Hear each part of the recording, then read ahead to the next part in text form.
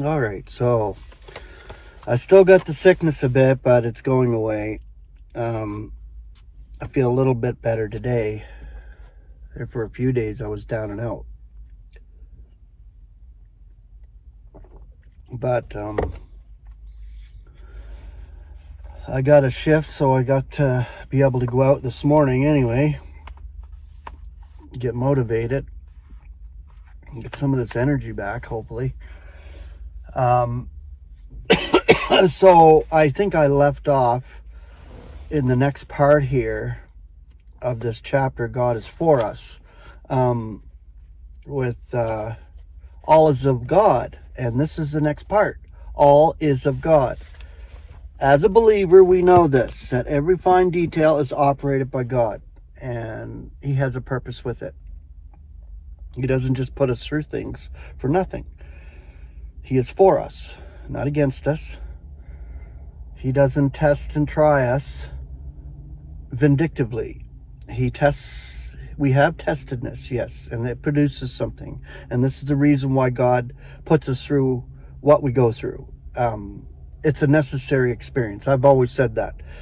This human experience is necessary. And if we look at it from God's vantage point, we can see that it's all worth it. And it's going to come out beautiful in the end. And God is working that with all creation. We are the first recipients of the grace of God. God lavishes His grace and love on us, and we will be His display in the oncoming eons to the whole universe. What He did with us first. That's why we are first. We needed to be here to experience humanity, to know what it's like to be immortal. Christ came. He became a human being on purpose, a dying mortal being. And He died, was entombed, and was roused the third day by His God and Father. And He did it for all of creation.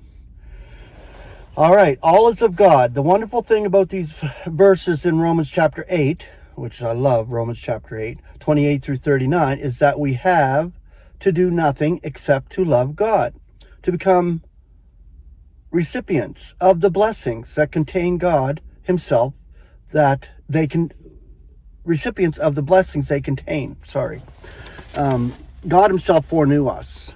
He designated us beforehand to be conformed to the image of His Son. He calls us, He justifies us, and He will most assuredly glorify us. He did not choose us because of any merit within ourselves.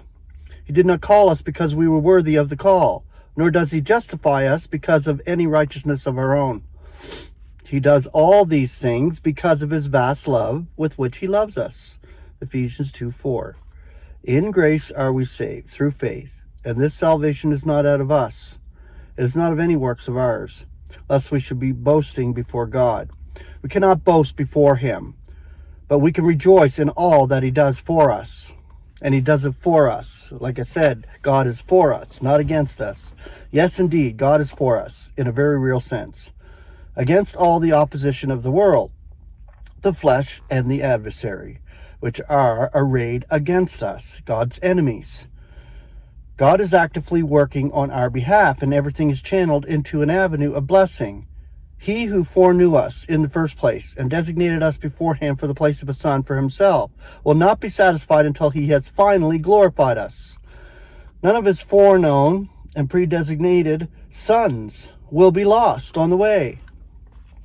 Many sons into glory, to be changed, to be made immortal, to be given glorious new bodies. We live right now in perilous and troublous times. As you know, look around you, it's a wicked eon. Yet nothing of these will be allowed to affect the issue. For they were also foreknown by God, all of this, and were foretold by His apostle in 2 Timothy chapter 3. But no afflictions or distresses, no failures or disasters, no trials or tribulations can never thwart Him in His purpose or separate us from Him. Nothing can ever shatter His love for us or weaken His resolve to act for us. Remember what Paul suffered, what dangers he faced, what privations he endured. And a list of it is in 2 Corinthians chapter 11, verses 23 through 33. And yet, it was Paul who wrote these verses in Romans chapter 8 with such conviction. God is for us.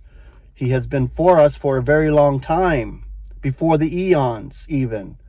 Not just since the day we were called or the day we were born, but a very, very long time before that.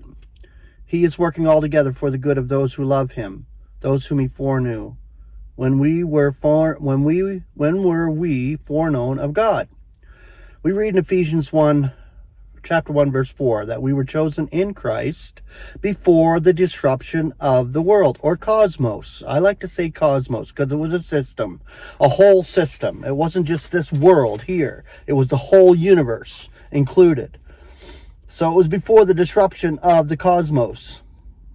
And we know that the disruption occurred before ever humanity was created. The disruption is that event which plunged the universe into chaos. The effects on this earth were that it became a chaos and vacant. And darkness covered the desolation. But the ecclesia, which is Christ's body, was clearly foreknown before that. We can go back earlier than this. Indeed, we can. Paul tells us in 2 Timothy 1:9 that God saves us and calls us with a holy calling, not in accord with our acts, but in accord with his own purpose. And the grace which is given to us in Christ Jesus before times aeonian. Now that's how far back it is that God was for us. Have a wonderful day. Grace and peace.